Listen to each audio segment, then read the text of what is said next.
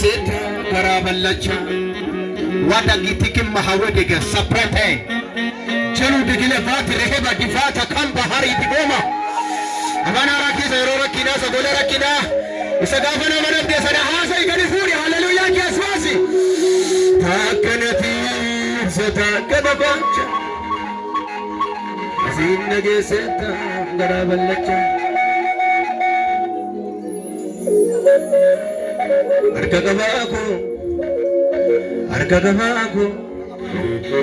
Arkagabaku utuli jittu kilese nekamilko Arkagabaku yayay Arkagabaku ol marasar kamirka Arkagabaku utuli jittu dinni narkule kakawako Arkagabaku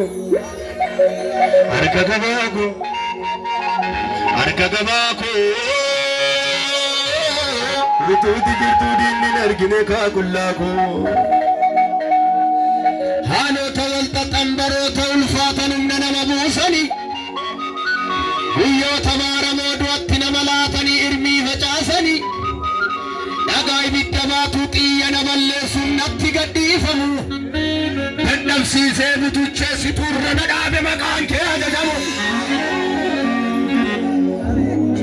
merka mirkarar badala bagada haleluya janas yasani yabala isanu balu tala janaye wa takraha beden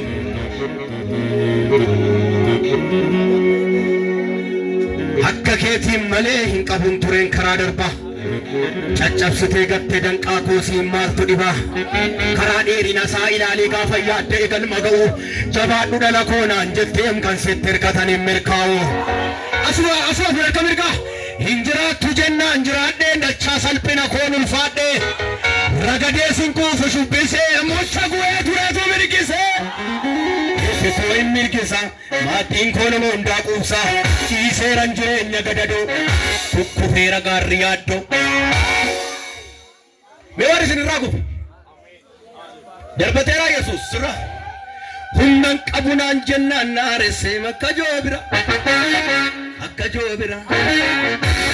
joobira dibata gaanfaana dibeessatu dubaamnarra Amnarra arkatti dhaamera jennaan ibsaan koo ol ba'ee argame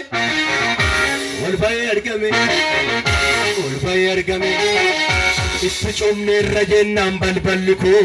hidee baname fira galachuma taa'e fira gaggali narraa banameera jedhe kallattii arfanii balbala diinni kee gaddaan sitti bane sirraa cufee balbala eebbaa balbala ulfinaa balbala jireenyaa sii baneera Yesuus kaani barbaanname ilaa keenya bal'aadha ganama kana kudhangoota uffee haalleluyaa